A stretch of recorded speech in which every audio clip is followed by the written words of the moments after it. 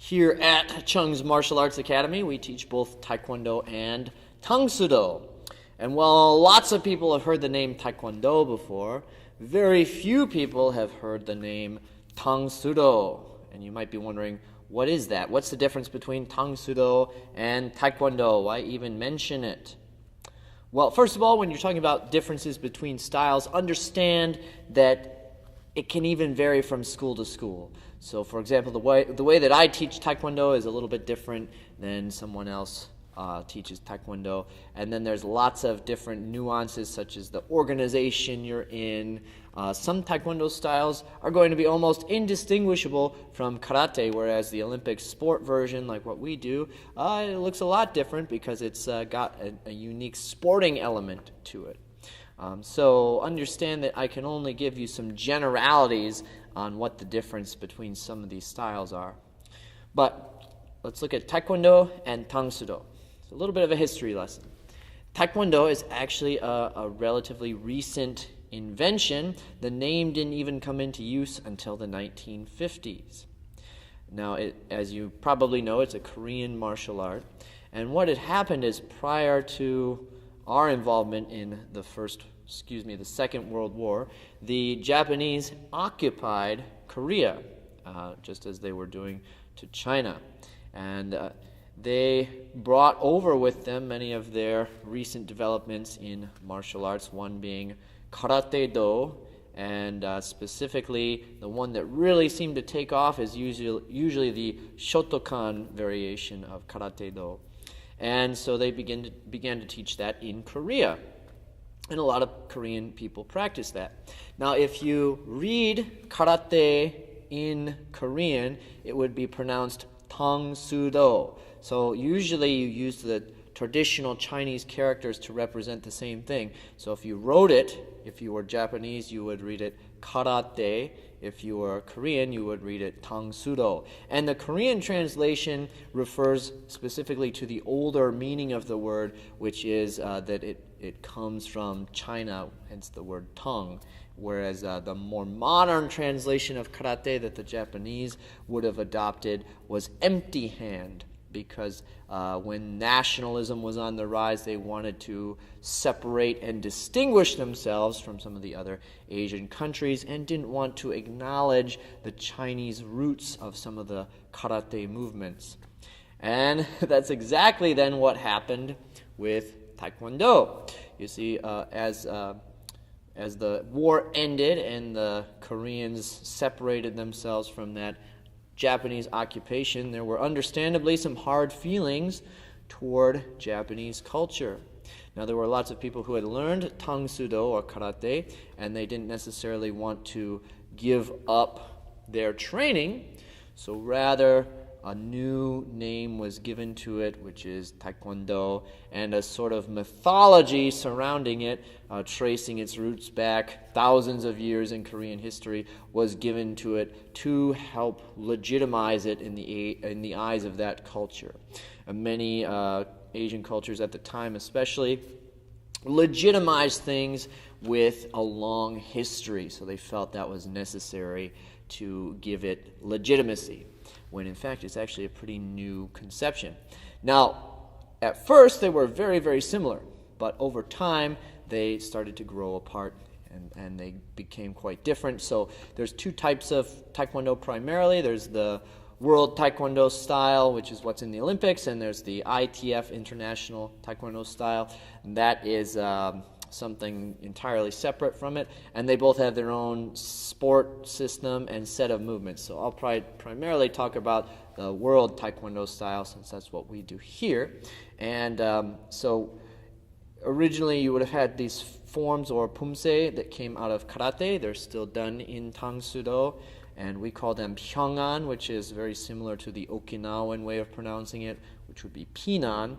And in Japan, they usually refer to them as Heian, so a little bit different for each language, but they're the same fundamental movements. Taekwondo created its own set of forms. I believe it was in the 1970s, the Taeguk forms, which we practice here, as well as the Dan ranking forms, such as Koryo, Kumgang, and so on.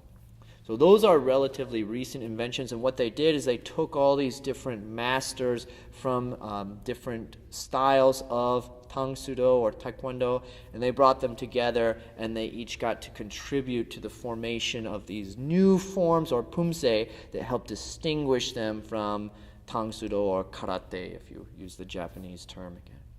So we practice both. We practice both sets of forms. I think it's quite neat because the taeguks are quite common. They're popular around the world. And the pyeongans, if you count all of the karate styles that practice them in a very similar way, they're probably the most practiced set of forms in the world. So they're really neat. They have a rich history, tracing back to a gentleman named Itosu Anko, who synthesized a lot of karate movements into these forms and made them a little bit more digestible for the modern world. Really neat set of forms. I'm a big fan of those. And so primarily the difference is just going to be in focus of your training. So Taekwondo, at least here, we tend to view it as outside of a lifestyle practice, a sport which has pretty regulated ways of practicing it. So there's the sparring, in which you score by kicking the chest guard, the head, or punching the chest guard. There's no grabbing, throwing, punching to the head, or anything like that within that sport context. So it's sort of like if you're practicing boxing, there's a limited set of drills that you would do to get good at boxing, and you don't tend to stray outside of those drills. So if you're at a boxing gym, for example, you're not typically going to start doing some wrestling drills in the middle. You're training primarily for boxing, and that's how we would approach the sport side of Taekwondo. Tang Sudo doesn't typically have that sport element. There are tournaments that do like point style fighting, but usually that's not as organized as what we're talking about with Taekwondo. So it's a little bit more free format. You can apply a lot of different elements to it, so you'll see sweeps, face punching, that kind of thing. And if we practice that, it's usually done in a more controlled way, since those elements are a lot more variable or varied. It's harder for the student to learn to defend against all those different things. So you have to use a little bit more control there. So that sporting element is different. The forms are different, and just the general, I think, sense of how you practice, since Taekwondo is much more regimented now, much more organized. Tang Sudo is you could look at it as a traditional approach, and its movements are all going to be thought of more toward, I'll use the word, I guess, for lack of a better term, for self-defense rather than for use specifically in a sport format. So they're a little bit more varied. And so the applications we do, if you're in the adult class, the applications we do for the forms, which is like how to take a movement out of a form and apply it to personal protection, those are all out of the Tang Sudo series, since that's something that is emphasized under the original practice of karate. They call it bunkai, sussing out the meaning behind the forms and practicing that with a partner. So that's one of the distinguishing things we do here at the academy.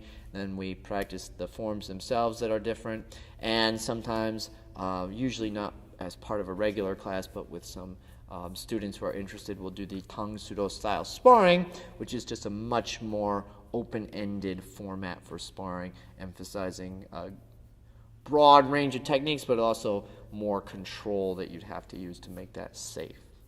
So, yeah, big differences, just being that the movements are almost identical, but it's the way that the movements are applied that makes the systems really different.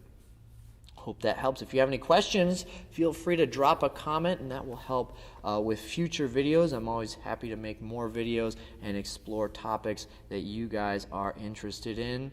If you like the video, give me a thumbs up. That always helps as well. And I'll talk to you next time.